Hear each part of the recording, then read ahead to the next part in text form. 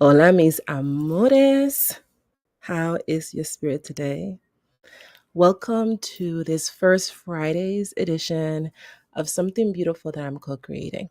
Before we begin, I want us to open the space together by taking one deep breath through our nose and slowly exhale through our mouth. Another deep breath through our nose and slowly exhale through your mouth. Last time, inhale, place your hand over your heart if you hadn't already, and slowly exhale through your mouth.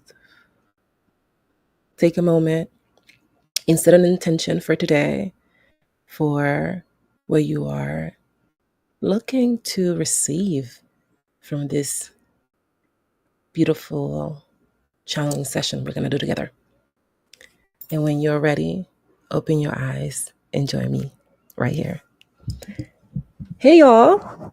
It's been a minute, and your girl is back.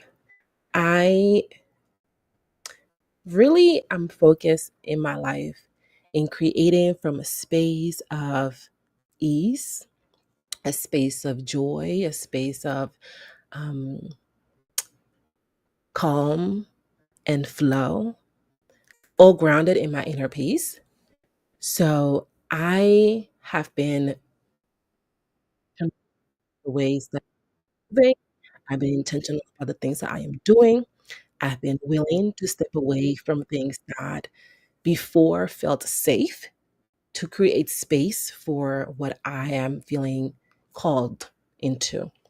And this first Fridays thing I'm doing with y'all is something that I feel really, really excited about because I've been toying with the idea on how to build community and what feels good to me. And what feels really good to me is not to come and do new videos every week like some people do.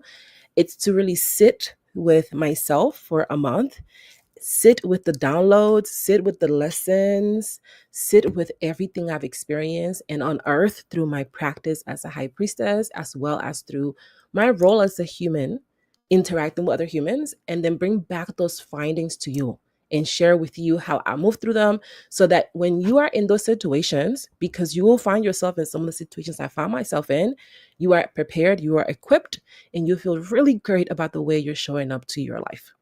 So that's who's going to get the most out of today's video. If you're meeting for the first time, hola, my name is Yanori Pouncil, and I'm a fourth generation high priestess, Garifuna high priestess, and a guide to Black women leaders that desire to feel deeper levels of inner peace.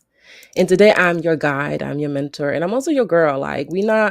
This is me sharing some things with you that I've been moving through, that I've been learning. And the intention is that it's going to support you in showing up as the most authentic version of yourself.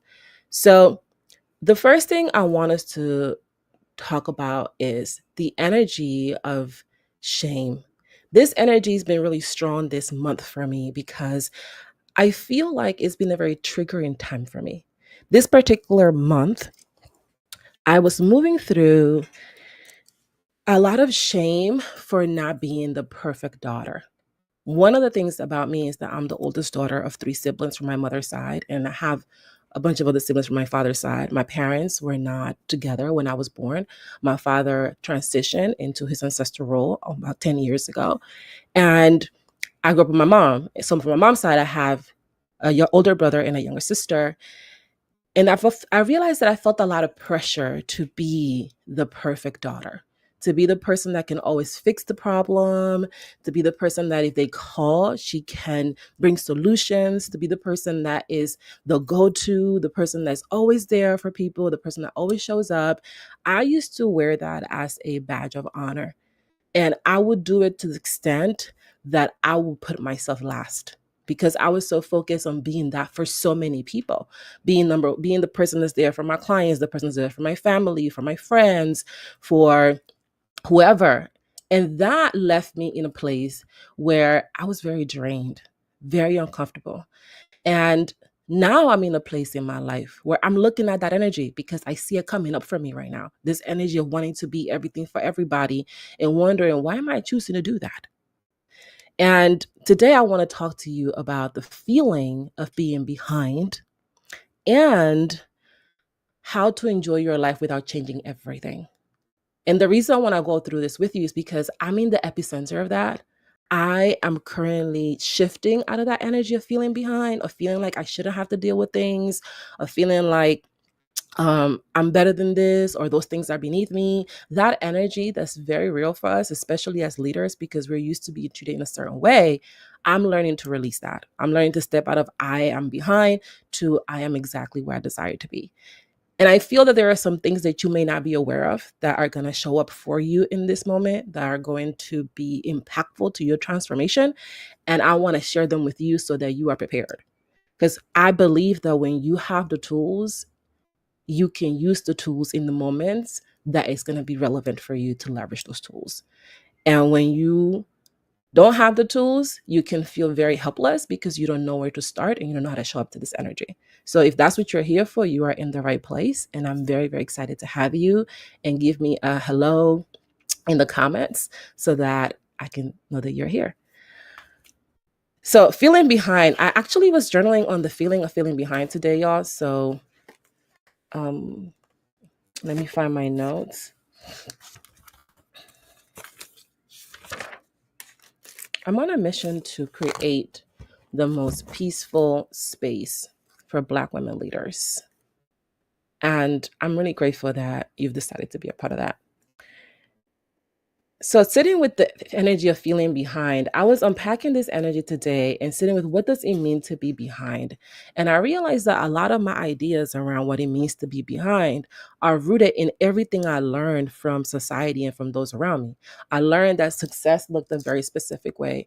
I learned that happiness looked a very specific way.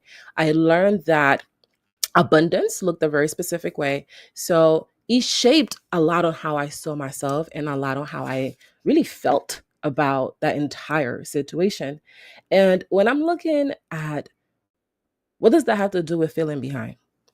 One of the things that I understood, especially today as I was reflecting, preparing for this live, was that there is a part of me that hates the idea of being behind because I associate being behind with the energy of failure. To me, I've learned that when you are quote unquote behind, it means that you're a failure. It means that you're not good enough. It means that you're not measuring up. It means that you're not doing the thing that you were quote unquote here to do. It means that you're not excelling. You're not achieving. You're not accomplishing. And for someone that has conditioned herself to see her self worth through the lens of accomplishment, the idea of failure can be very, very uncomfortable.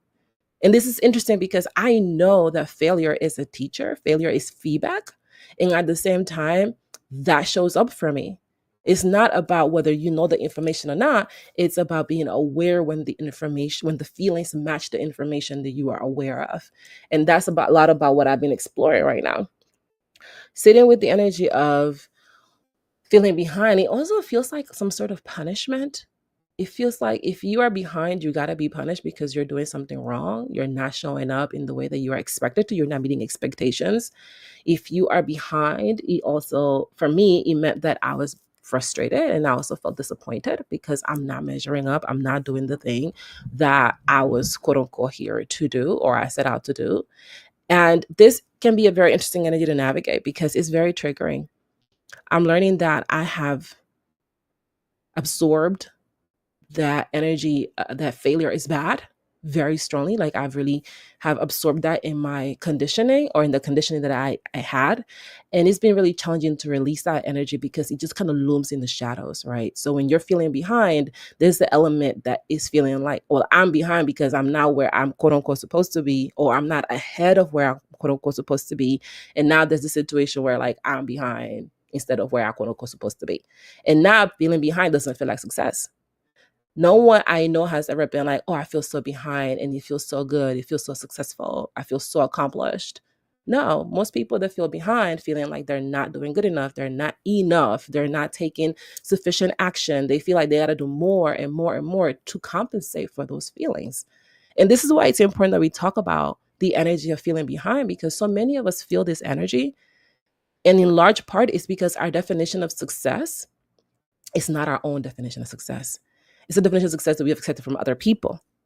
And as I'm releasing this energy with feeling behind, I'm really looking at reimagining and revisiting my definition of success that is feeding these feelings in the first place. When you are feeling behind, you're feeling behind because you're looking for something and you don't think you're there. And oftentimes we're so focused on the I don't think I'm there that we're not exploring, well, where am I headed to? Is that where I still want to go? And that's one of the things that I want to invite you to sit with when you are looking at this energy of feeling behind, because you don't have to change everything. One of the biggest misconceptions of feeling behind, of the energy of feeling behind, is that you feel like you got to change everything so you can see a transformation. You got to change everything so that things can actually shape up for you. And that's a misconceived notion, because you changing everything can feel very overwhelming. Changing everything can feel very stressful. Changing everything can feel very like a lot. And then that leads to something that's called analysis paralysis, where you're so focused analyzing everything that you're not taking action, that you're paralyzed by the fact that you got all these things going on. Is when you look at the list of the to-do list and it looks so long and you're wondering, when am I gonna able to get all these things done? And the next thing you're doing, you're laying down taking a nap. Because at the end of the day, it feels so overwhelming and so energy taxing to even wrap your mind around all these things that you gotta quote unquote do. That is a byproduct of this energy of feeling behind. You start to put yourself in a situation where you manifest more of the feeling behind energy because you're adding more things, trying to get your hands on something, trying to control something. And the entire time, you're just layering on things to yourself and not asking, is this really what I want to do? Is this where I'm headed? That is how you can release the energy of feeling behind without having to change everything. You can simply begin to ask yourself, is this where I want to keep going? Is this what feels good to me? Is this what I desire to do?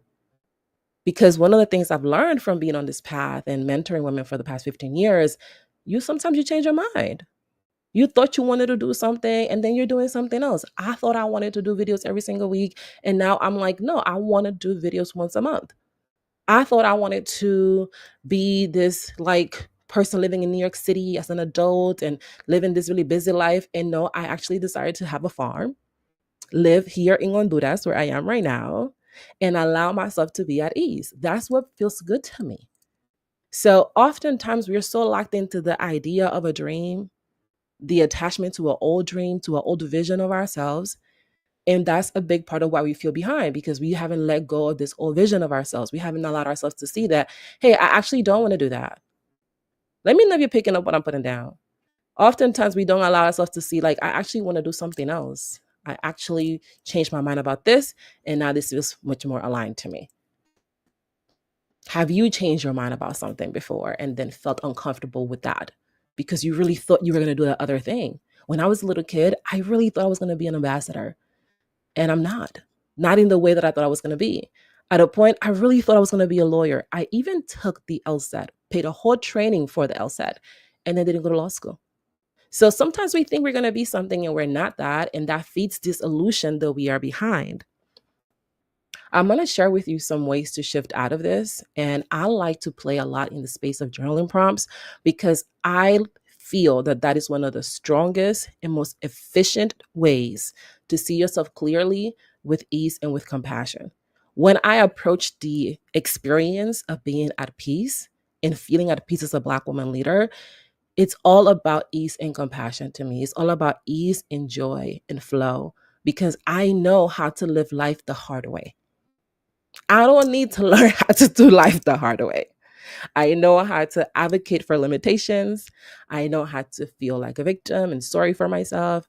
I know how to play the blame game and blame other people for the things that I can control. I know how to show up in ways that are not aligned and then be upset with people that do the same thing I'm doing.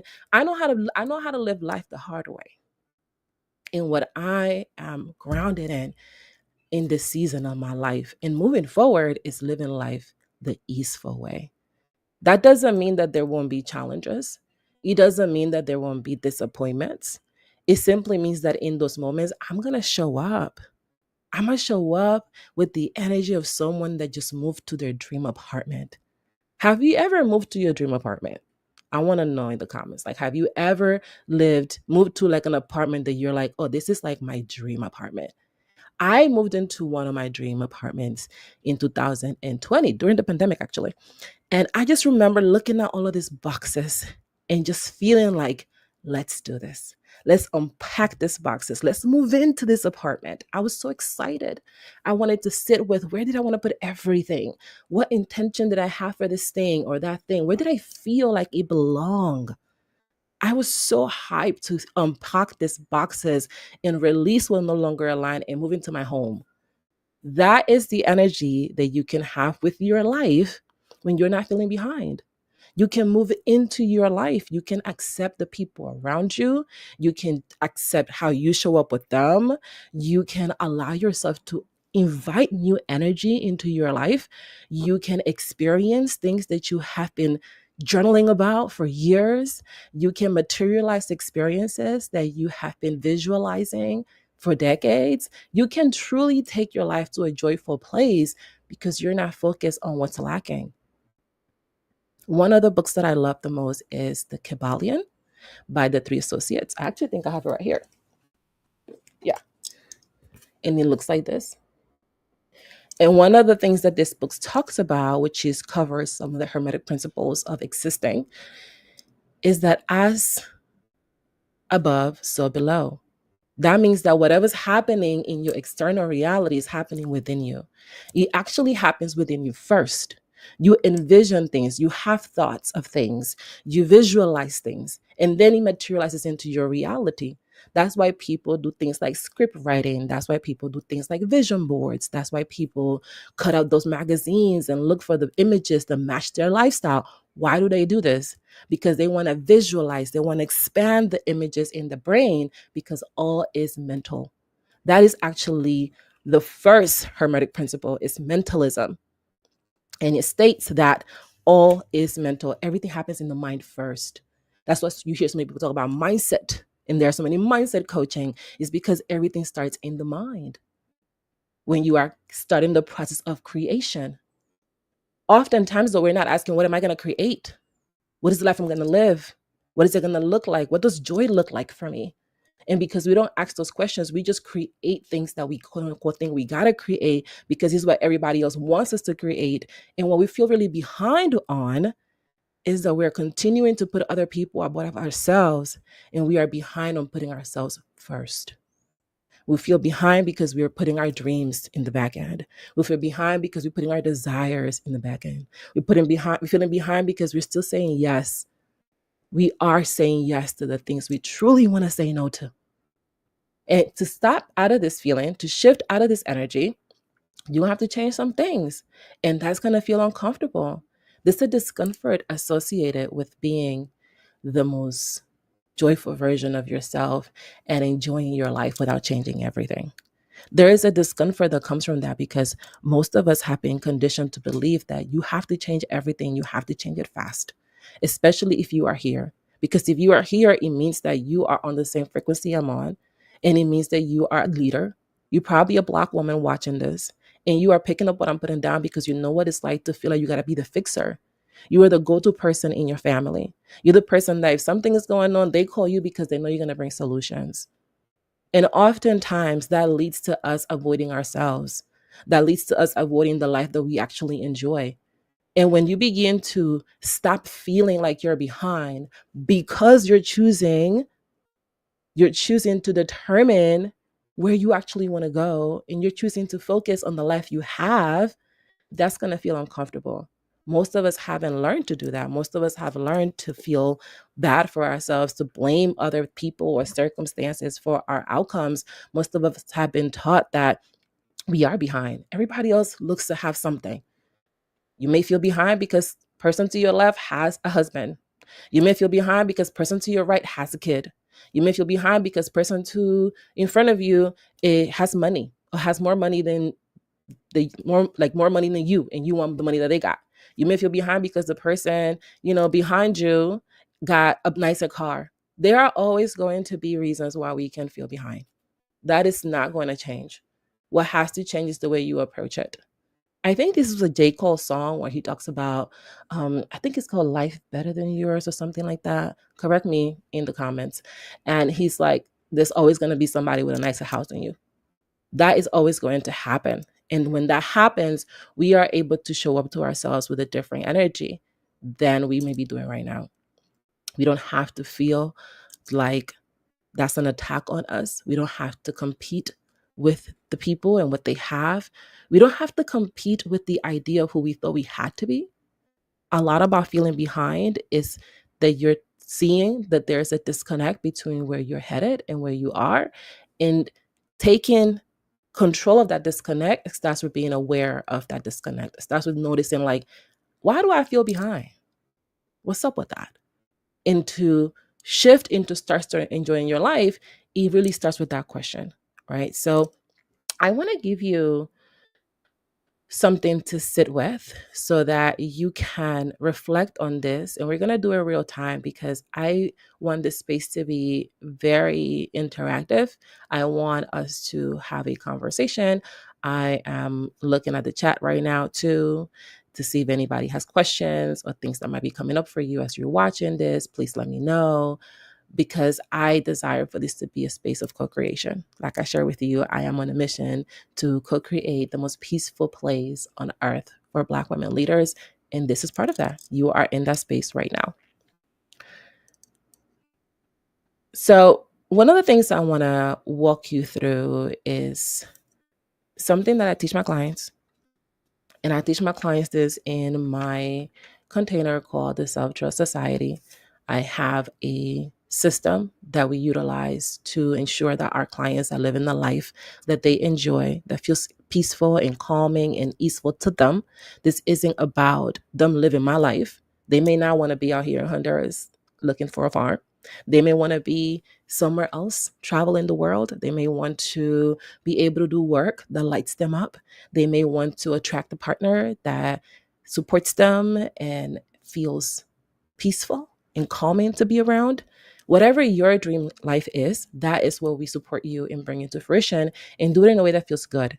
This isn't about manifesting so much. This is about trusting yourself to enjoy what you've manifested thus far. I actually feel like that's an incomplete part of the conversation around manifestation happening on social media, especially on YouTube, is that we don't talk a lot about what happens after you got what you manifested. Sometimes you got the thing you manifested, and guess what? You don't like it. And people have gone through that. That's actually sometimes why people feel behind, because they want to materialize some things. They materialize it and it's not the outcome that they wanted. And now they associate that outcome with being behind instead of realizing that they can materialize different things.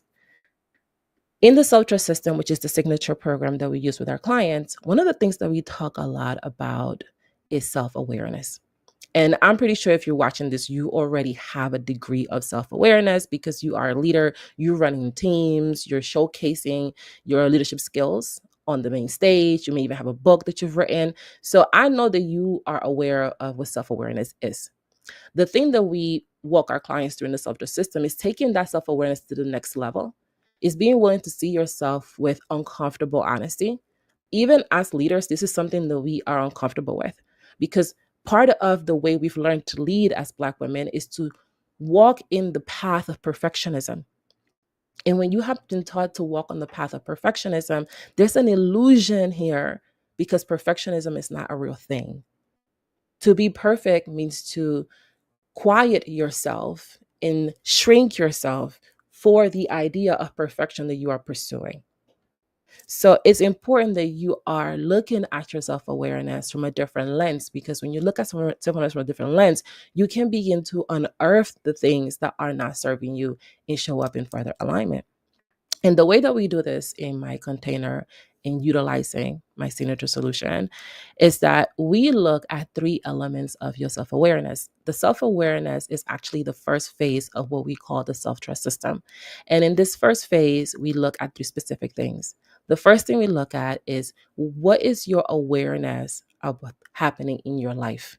Like, do you know what's happening in your life? And you may be surprised by this, Many Black women leaders are not aware about what's happening in their lives because they are busy leading.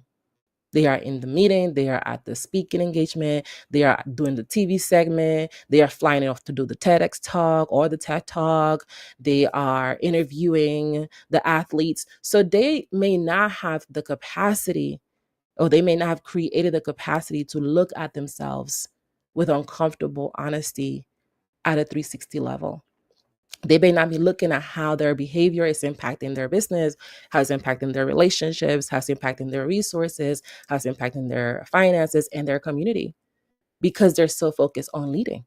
And if you believe you got to be the perfect leader, more of a reason for you to be focused on leading and not looking at yourself, because when you're looking at yourself, you're no longer operating in the energy of perfection.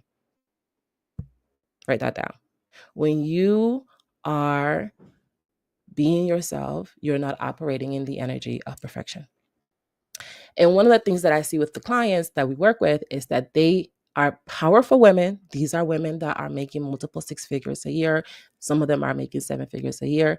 And they are in a place where they're so focused being the best leader they can be that they're not looking at the source. They're not looking at themselves. And when you are able to be uncomfortably honest with yourself, you can begin to unearth the root causes of your behavior and the root causes of why you're not enjoying your life in the first place. So far, we haven't changed everything. So far, what we've done to support you from going from not feeling like you're behind is simply to shine the light on yourself. And I know how uncomfortable this can be. This is actually why most people don't even make it to the step, because when you begin to look at yourself with uncomfortable honesty, you begin to see, sometimes for the very first time in a long time, you begin to see yourself clearly. You begin to realize that you can hide from who you've become. You begin to hear the loudness of your habits and your actions. You begin to feel the impact of your behavior and your decisions. And oftentimes that doesn't feel good. It doesn't feel good. And that's why after we look at what's going on in your situation, we call it the subtle spectrum in my world. After we look at the subtle spectrum, which is where are you in this process of trusting yourself? How are you showing up? Then we look at how do you show up in the victim energy? Because many leaders don't even know this, and it will shock them to hear me say this. We are operating in victim energy. And in my world, I call this, we're wearing the victim blanket, because we don't have to operate in that energy. We can take this thing off. And we don't realize that we are operating in that space. And it can be very challenging. Most of my clients always express to me, actually, I'm not even going to say most of my clients because I'm thinking about someone very specifically. I worked with a client 2 years ago, and she's still my client now. So we started working together about 2 years ago. And one of the things that she shared with me, I asked her, hey, what has been like your biggest transformation or awareness since you came here? Because this is someone that was already doing the work. She was already journaling. She was already doing self-reflecting. She was, again, self-aware.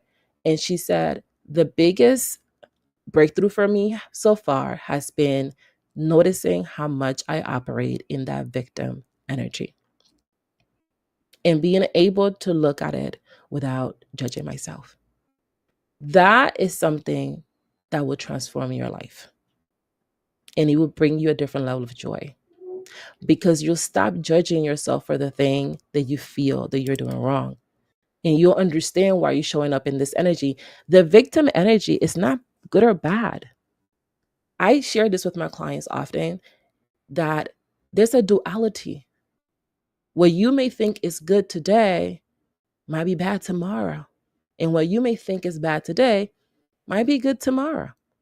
How many doctors were on ads smoking cigarettes on TV, in airplanes? And now you can't smoke in an airplane. So the idea that something is forever good or forever bad is something that we can explore. We may choose that, we give it that meaning. It doesn't have to be that way. So when we look at the energy of victimhood as a very neutral energy, we can see that there's something it has to teach us. And what it was teaching my client was that she was surrendering her control to situations that she couldn't control and avoiding responsibility for the things that she could. Are you surrendering your power to situations that you cannot control instead of focusing your energy on the situations that you can? Are you doing it to avoid changing the things that you can't control? And that's what she was doing. She was moving in that energy. She was doing it a lot too. And it was very uncomfortable for her to see herself in that light because she didn't realize she was that person. She didn't think she was that person. She was pretty convinced she wasn't that person. And she started to see the ways in which she was showing up wearing this victim blanket and how it was impacting her. And next thing you know, she's beginning to change things. She's beginning to release resistance and resentment towards her partner because she sees how she's showing up. She knows that she can control how she feels. She can control how she presents herself. She can control how she receives the information that's given to her. She doesn't have to react. She can move out of new patterns of behavior. And this is someone that's a CFO, an accomplished CFO. Your intelligence, your business moves, your career can be the most fruitful thing happening in your life. And it can be happening at a direct expense of your well-being. I'm going to repeat that. Your career, your business can be at the most fruitful place in your life, and it can be happening at the cost of your own well-being. Write that down. I know this because this was my story.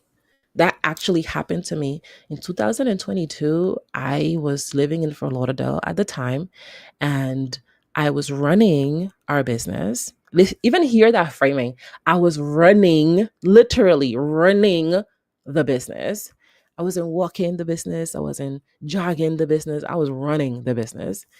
And I had all of this dreams for it. I wanted to get to a place where I could have $1 million year because all the entrepreneurs around me were talking about having their $1 million year. Some of them were saying they were having $1 million months. I knew people that were having $1 million days. And I was like, I want to have $1 million year.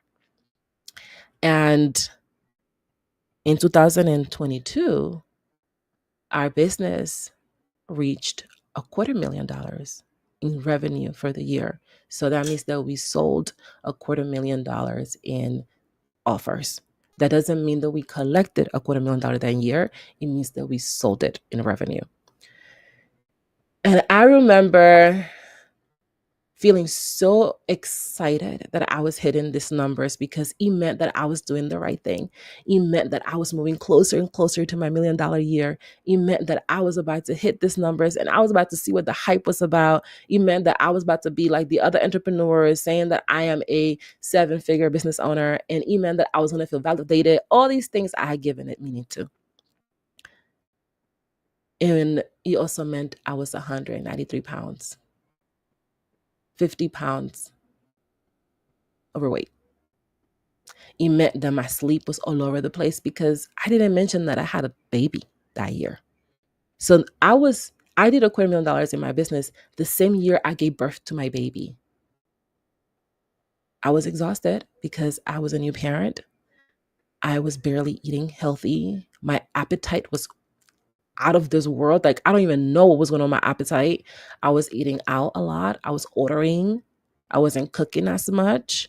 I was always busy. So I needed to accommodate things so that because I was too busy for cooking. I was too busy for cleaning. I was running a business. I was running a business that was going to do $1 million in a year. And I was so unhealthy. My husband, a few months later, once I realized what was going on, we had a conversation and he was like, where you been?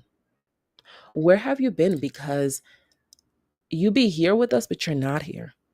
And when he first had said that to me, I didn't really know what he meant. And what I realized was that he was sharing with me that I was in my head most of the time that I was with them. I was thinking about the business. I was thinking about clients. I was thinking about how to scale. I was thinking about how to deliver. I was thinking about how can I keep on delivering this way so I can keep getting these clients. There were so many things that were happening in my mind, and the business had taken over my thinking. So I wasn't with him. I would be with my son and not be with my son. I would be with my husband and not be with my husband. And that happened the year that I made the most money in my business. So you can make a lot of money and have like the best year financially that your business have had, and that come to the expense of your well-being, because it's what was happening to me, and it's literally what happened to me. And it took quite a bit of courage to step out of that.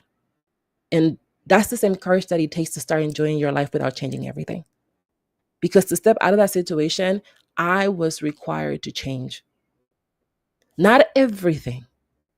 I was required to change some things. And there was one thing I was required to change. And what I loved about this thing I was able to change is the level of impact that it brought to me. It's the level of ease and flow and joy that it unlocked for me. It's the level of calm that he allowed me to have. It's the level of inner peace that I've been able to tap into because of it. The one thing I did at that time was really return to something that was special for me called the 2-minute challenge. And the 2-minute challenge is something that I started with my clients because sometimes all we have is 2 minutes. And I've learned that 2 minutes is more than enough. When I began living a healthier lifestyle about 15 years ago in 2010, I remember learning a lot about meditation and how important meditation was to living a life of ease and to calming your mind and not overthinking everything. I really remember learning how powerful and transformational it could be. And even though I had the information, I wasn't ready to act on it. So I was wrapped in that victim blanket I talked to you about, which is when we are surrendering control to the things that we can and avoiding responsibility to change the things that we can. And I remember feeling like I don't got time to meditate. I was working a 9 to 5. I had just started my now business. At the time, it used to be called I'm Healthy Fit. So I was working out with people. I was helping them meal prep. I was doing all the physical stuff. And I was like, I don't have time to meditate. This is like a waste of time.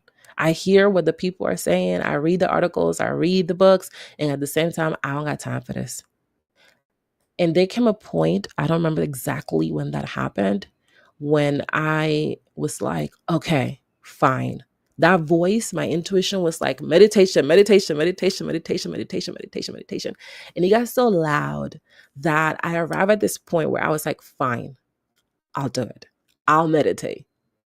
But all I got is 2 minutes. I don't got no more than 2 minutes for this exercise, because that's how busy and at capacity I was in my life, that all I had was 2 minutes to meditate. And I was like, okay, we're going to start with this 2 minutes. And if I do it, great. If I don't do it, great. And that became the most transformational 2 minutes I was spending with myself. Slowly evolved from 2 minutes to 5 minutes. I was tracking myself using the Calm app.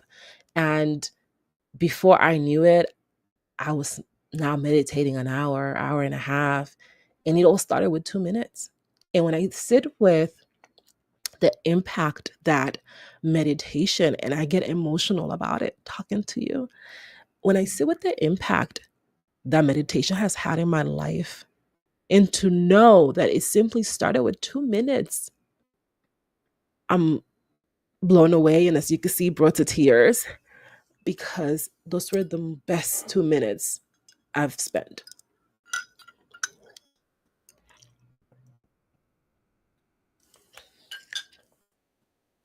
So we start something called the 2-minute challenge. in my container, it's called the Subtle Society. And in the Subtle Society, there's a space where I share challenges with my clients, with our members, and they pay a annual fee and they get access to these challenges that I do. And we did the 2-minute challenge together. And it was 2 minutes of meditation, 2 minutes of journaling, 2 minutes of working out, or 2 minutes of reading or reprogramming your mind or reframing your reality. And I just watched them transform with those 2 minutes. I just watched them vibe out with those 2 minutes. We did it for 30 days the last time we ran it, and it was so powerful. People started to do things that they hadn't done before. They were journaling, they were reflecting, they were unearthing things within them that felt uncomfortable and at the same time felt liberating. They were having fun going outside, walking for 2 minutes during their lunch hour. They were exposing themselves to nature. They were taking 2 minutes to read poems, listen to articles, whatever. And they started to see themselves from a different light. They expanded their self awareness and they began to see the ways they were showing up in that victim blanket energy, and they started to take it off. They began to show up powerfully in their lives. They began to work out with a different level of consistency. They began to enjoy their lives more, creating space for reading, creating rituals. They allowed themselves to be supported so they can do the 2-minute challenge. It was really beautiful. And once it was over, I was like, I invited them to continue doing the challenge, and many of them still do it. And it reminded me that, oh, this is really a very powerful tool. So I'm going to invite you into our 2-minute challenge. And I'm going to give you a 2-minute challenge today. And the 2-minute challenge I'm going to share with you is to help you unearth this peace and calm that I know you are desiring. In 2 minutes is more than enough because I know that you believe that you are very busy. I know that you believe you got a lot of things going on, and you probably do. Because if you're leading a team, you got to be aware of your team. If you have a family, you got to be aware of the family. If you are running your business, you got to be aware of the administrative piece of running a business. And if you're a Black woman, you are learning to coexist in a world where perhaps you haven't really felt safe. So there are all these different things that are showing up for you that feel like a lot, because in some capacity it is. And the question is not, is it a lot? The question is, how would I show up with joy? Do I enjoy it? Does it bring me joy? Because if it brings you joy, we can begin to release what doesn't and open that space up for you to enjoy your life. And it all starts with a 2-minute challenge. So your 2-minute challenge that I want to share with you is going to activate something that I called the Icon Energy Center. The Icon Energy Center, if you're familiar with the chakra system, which I imagine that you likely are, is what I call the 8th chakra.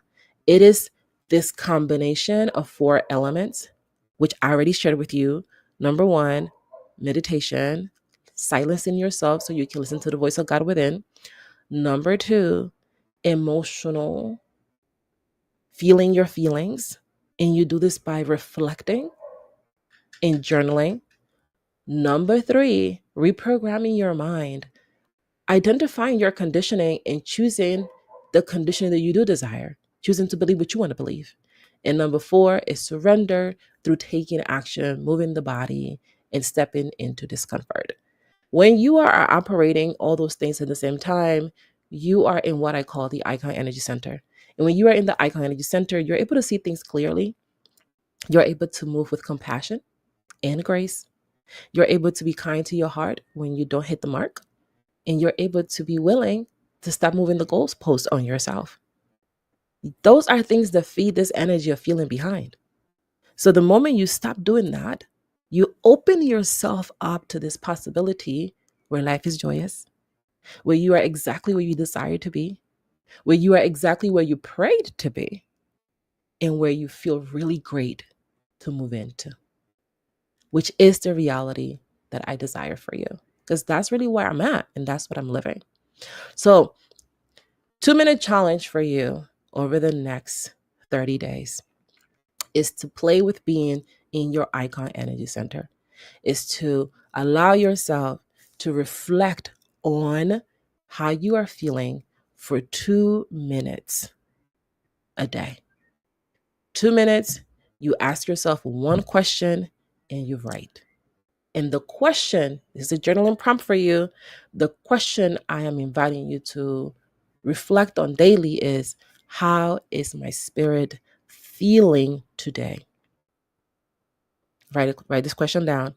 How is my spirit feeling today?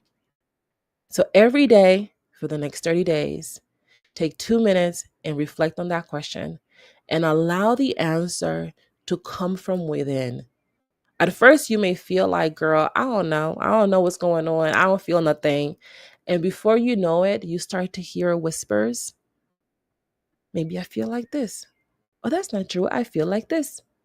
And then over time, those whispers get louder and louder. And then they turn into a knowing of who you really are. And it starts with 2 minutes. So for 2 minutes over the next 30 days, take time to reflect daily on the question, how is my spirit feeling today? You can do this in the morning when you wake up, or you can do it at the end of the day. I find that doing it in the morning is the easiest for me because I like to wake up before everybody wakes up. I like the quiet. I like to hear the birds in the morning. I like to hear the quietness. I like to rise with the sun is rising. So I do get up early. And I do this in the mornings. And what I've unearthed about myself through this exercise blows my mind. I've been able to learn so much about me.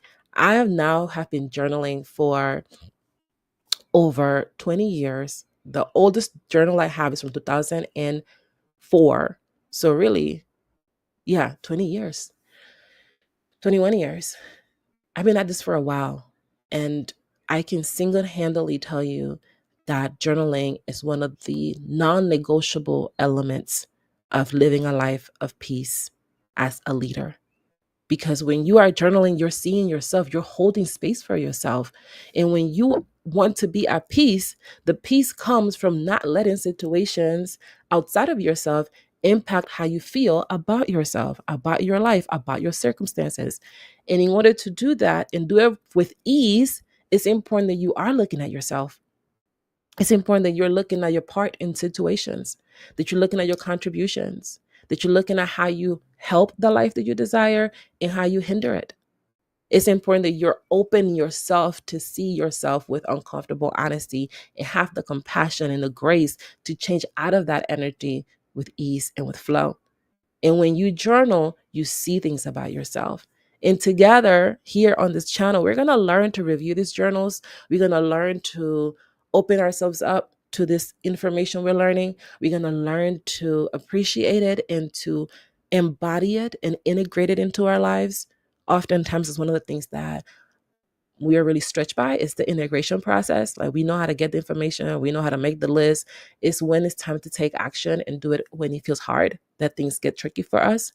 So we're going to learn to do all of that here. We're going to walk you through this because I have been journaling for a really long time. And if you want to hear more on the journaling elements, please let me know in the comments below.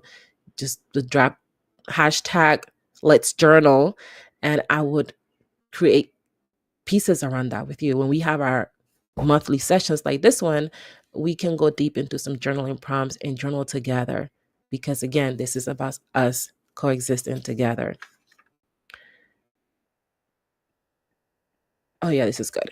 So it's not the last. The next thing I want to share with you. Let me get some water.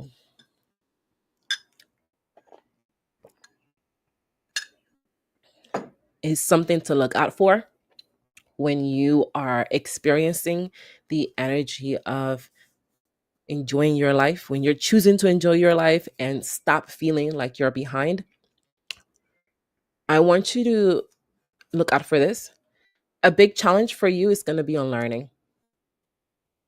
Because when we are going from feeling like we're behind to enjoying our lives, there's quite a bit of unlearning. Excuse me. There are 4 things that are going to show up for you that are going to challenge you on under the unlearning umbrella. The first thing is unlearning what it means to be behind. You want to reflect on what does it mean to be behind to me, and then give yourself permission and space to unlearn that. And that's going to be uncomfortable. So I want you to look out for that. Number 2 is unlearning what it means to arrive. There is a definition in your head about what arriving means. And it's going to be challenging for you to unearth that definition. Not so much to unearth the definition, to unlearn that definition and to live out of a different definition.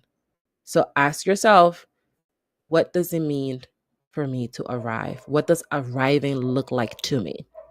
And it could be arriving in your life, in your career, in your relationships, in your marriage, and whatever you want it to be, in your role as a parent.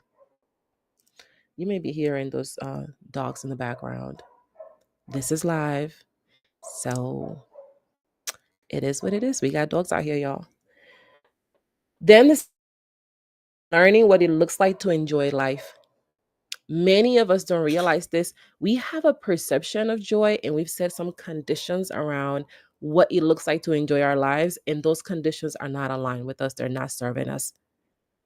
And it's going to be important that you unlearn that those conditions are required. So unlearning that is going to be uncomfortable. Look out for that. And the last one is unlearning that everything doesn't have to change, especially if you're here, because leaders, we like things to change yesterday. By the time I'm asking something of someone, it's because I've wanted it to change a while. So with that insight, it's going to be important for you to learn to unlearn that you can't change everything, and that everything is not going to change in an instant. This is uncomfortable for us because we are the go-tos. People call us because they want things faster. One of the reasons why some of my clients hire me is because they have been feeling stagnant in their healing journey, and they desire to move to their next level with support. They want to be able to be held by someone that lives this life. They just don't talk about it. They are about it, and they feel the frequency with which I move. And I am an energetic match for them. So they hire me so that they can tap into that place with support. So they can release that stagnant energy and allow themselves to flow freely, being supported, being held. And that requires unlearning. It requires unlearning that everything doesn't have to change right away. And we come with the conditioning, the belief that everything does have to change fast, because time is what? Money. Money is what? Value.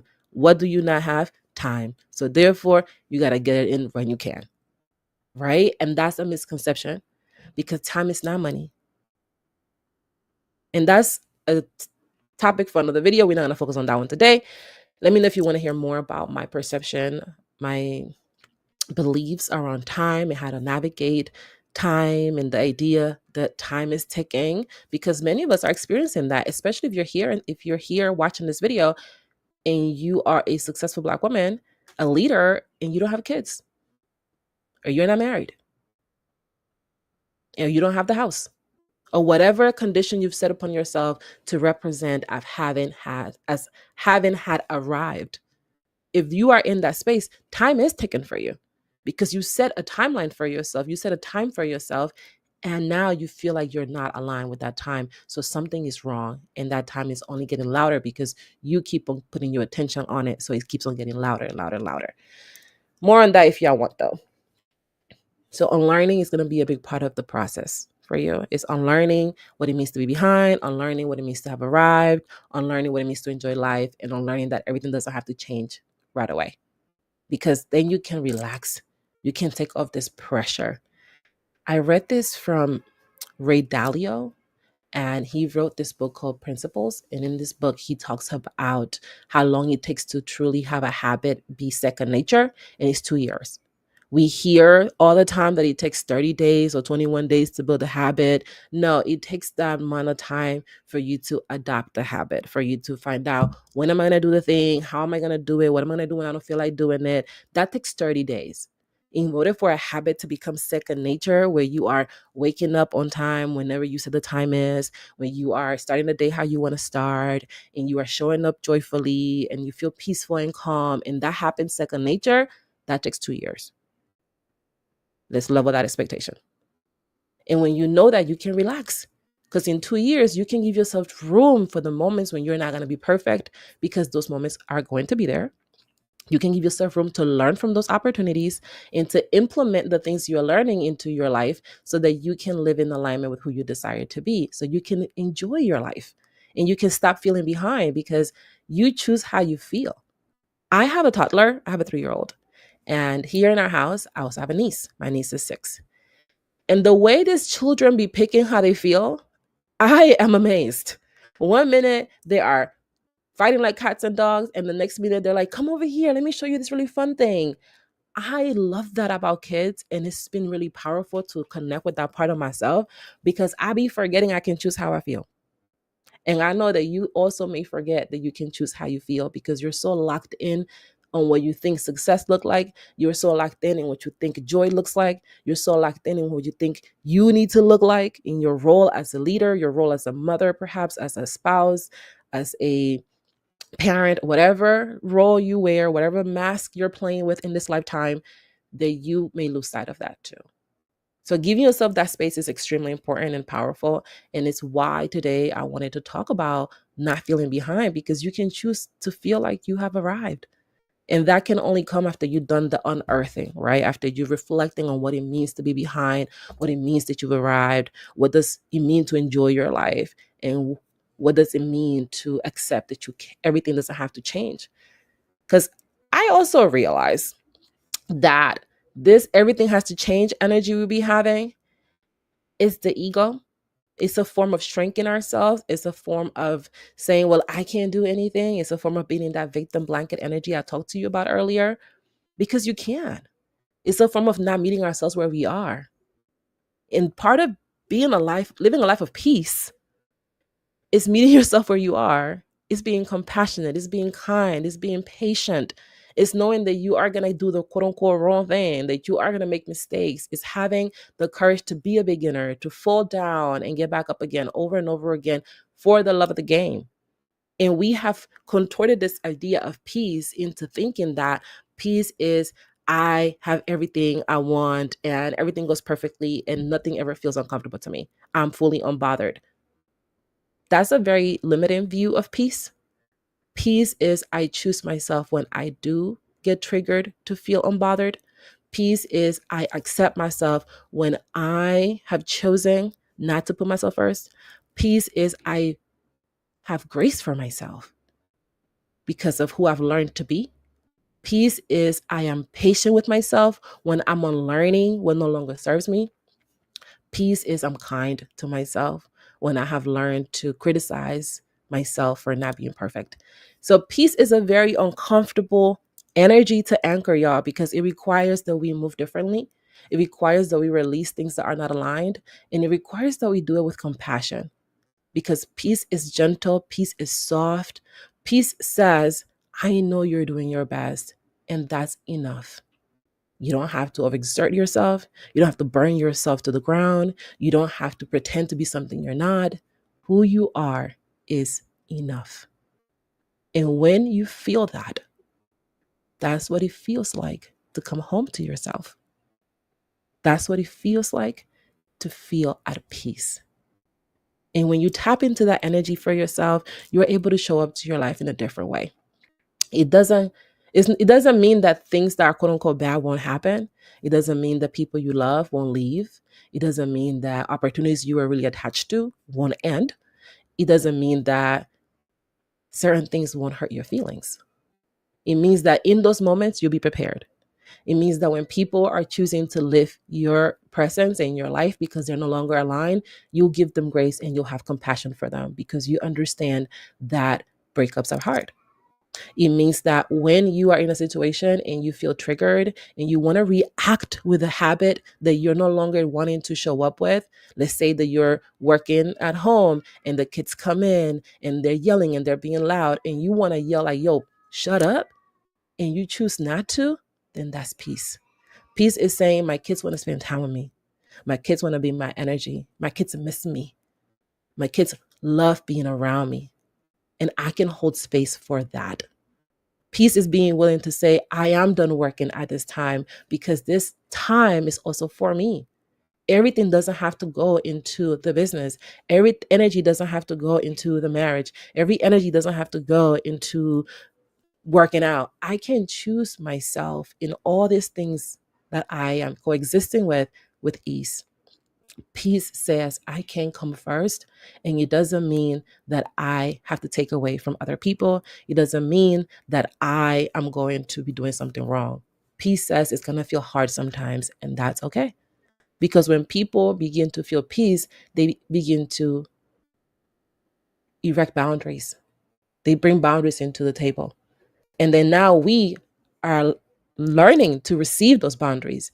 And when you are used to being the person that sets the boundaries, when you are used to being the person that gets their way, as many women leaders are, leaders in general, they're used to getting their way because that's what people call them, they're leaders.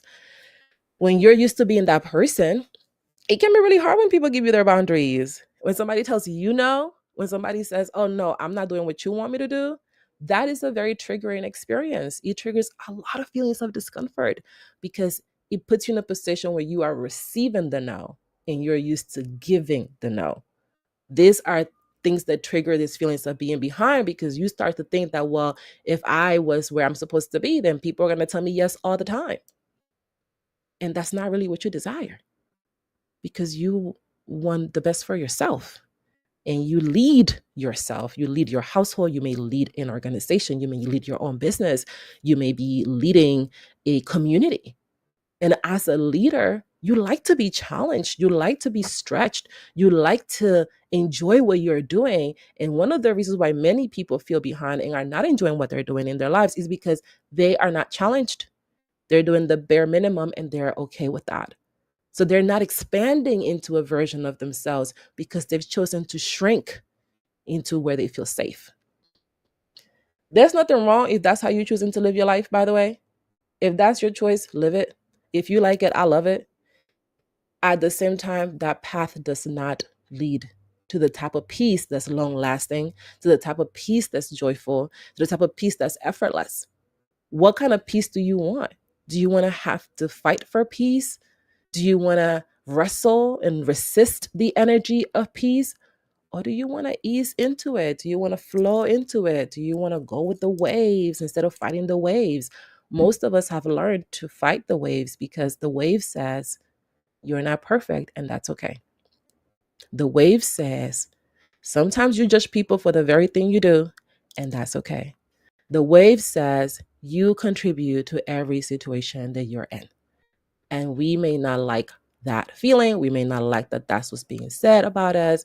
We may feel deeply uncomfortable by all of that, and we choose to go against it. So we don't have to change everything.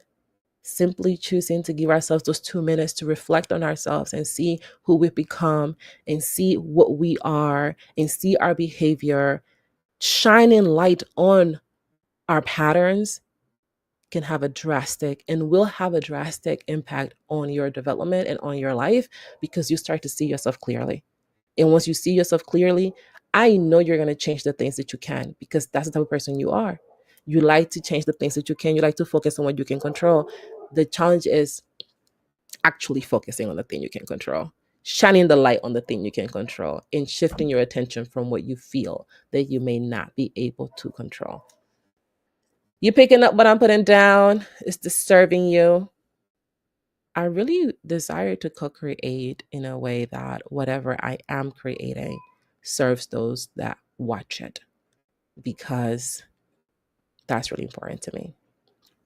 And I feel that I haven't felt the ease of sharing before because I was so focused on performing. I was so focused on being the perfect person and the this and the that. And well, what if the guru said don't do and the guru said don't do that?